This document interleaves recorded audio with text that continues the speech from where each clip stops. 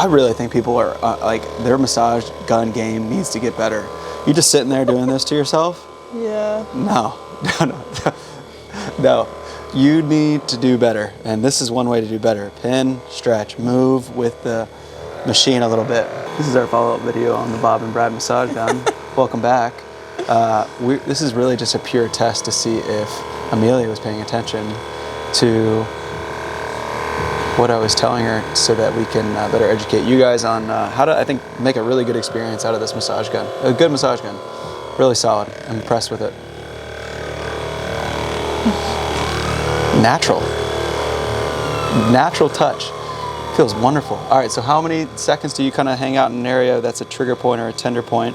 About to 1 create minute to 90 seconds. local changes. 1 minute, exactly.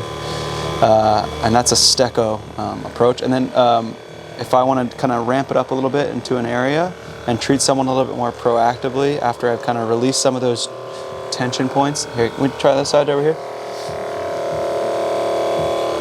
What's another added technique that you can use on people or with people? What is the pin and stretch? Pin and stretch? Okay, Yeah. How do I pin and stretch the trap? You're going to put your left ear to your left shoulder and then slowly bring your other side down. Yep. Ooh. I just feel like that's always going to feel good in my lifetime. Yeah. You know what I'm saying? Like, that's never not going to be a good thing. You can always count on that right there. Oh, that's a good spot right there. That's like lower in the rhomboids, the scapula area. Love that. Pin and stretch for that. All right, bonus material. Got it.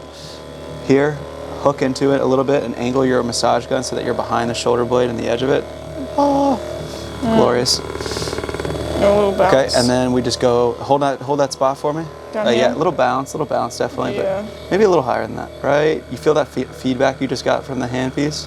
It's almost a little tougher. And then maintain it, don't move it, don't move it, don't move it, don't move it. So, shoulder, blade comes across, my head tucks down and in. And then you can take it up a notch. Stay with me.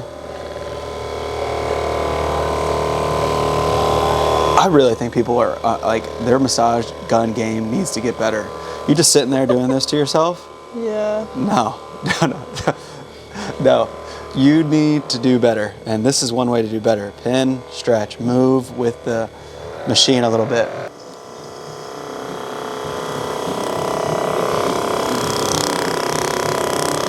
It's good. Good stuff. Okay, so I want you to feel a little bit through this, okay? You feel how it got a little firm right there?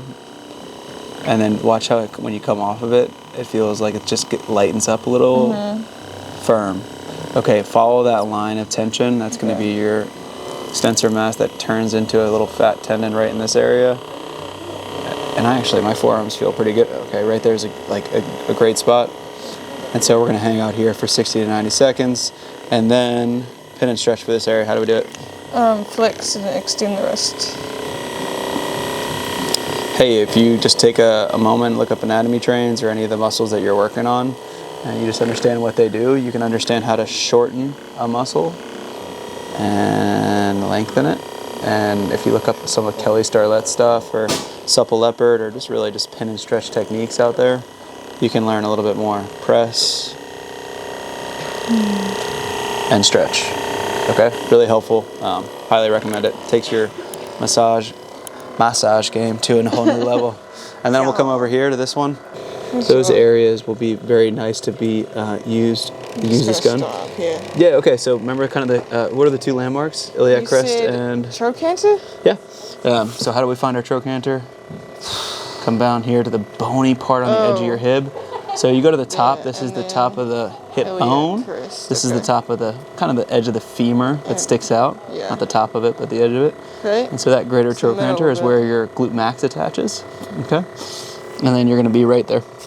Okay. And then work your way up about 3 inches. Now go to the left about 2 centimeters. Take the angle of the headpiece and angle it towards the floor and the edge of my hip. So like almost like you're going like that. There you go. Good. Totally different contact, totally different feel. And then push a little harder. Good. Now I want you to just kind of search and destroy. Try to feel the headpiece when it gets a little tighter.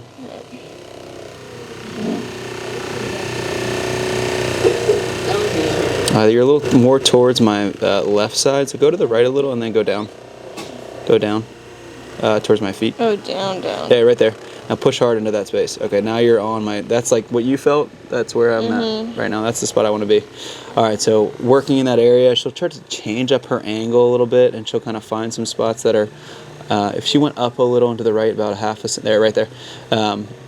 Perfect. That's a good spot for me. And I would even probably upgrade into one of those other headpieces that are a little bit more intense. Yeah. For this one, that smaller metal head would probably be good for me. Okay. Because it just can handle a little bit more pressure. And then I'm going to move. How do I pin and stretch this bad boy? Oh, the hip. The internal external rotation. Yeah, and this isn't like purely shortening and lengthening it, but it does the job in a comfortable way. Good. Very good range of motion. Oh, thank you.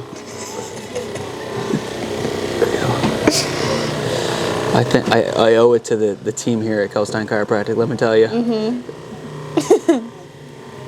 So, that's awesome, man. Thank you. Yeah. And then if I wanted to get this a little bit more, would be truly lengthening it. Just stay right by me here and do that same spot, like right there. And then if you can, give me space to move my knee underneath you. Yeah. So I'm gonna go from this position. I want to bring my knee up off the side of the bed. If you're this far and you have someone that complains about their hip in their life and you pull this card out on them, you just lay on your side real quick. Be careful you don't go over the sciatic nerve and smash onto that, so you gotta be on the edge, okay? But if you're working with somebody and they're gonna be so happy that you're so skilled in this way. What you do, you press right into that edge of the hip. You let them bring their knee up. You drop their knee down. And then you let them turn their hip like this. Okay? And then you work that angle for like 10 seconds. And then you come back, do it again.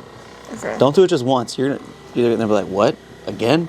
Like the second, the third, the fourth, the fifth time. By the fifth time, you'll feel them give a little bit, and you'll be able to actually get a little deeper. And just like the therapy that provides after some reps of doing that, pin, stretch, and move and lengthen this area that doesn't move in this way like ever.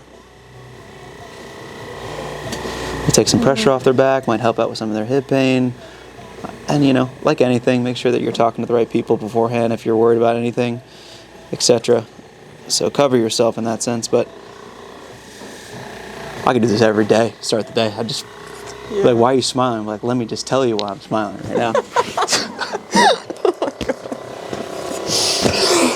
All right, so last but not least, Bob and Brad and team, we're doing the calf. And we're doubling down on what we did before, but that's okay. It looked like she was having a great time and it felt good for her, so I figured. Right there.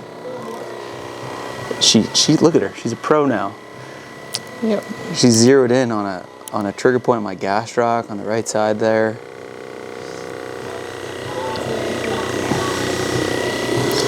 It's wild. So, and what's good about doing self work like this, soft tissue work like this on yourself, you start to learn what's going on in your body. Sometimes you kind of don't know.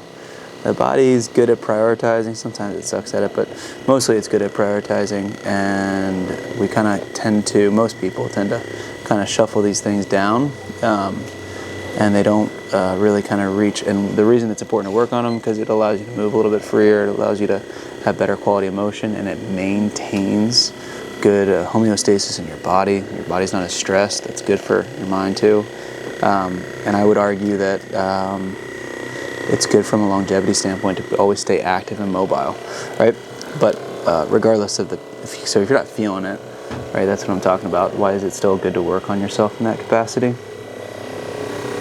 But yeah, just like you don't notice that your hand's resting on your keyboard until you feel the pressure that I just reminded you exist in your forearm, your brain prioritizes things, or that you don't recognize that you have the shirt on the back of your shoulders until you feel it, right?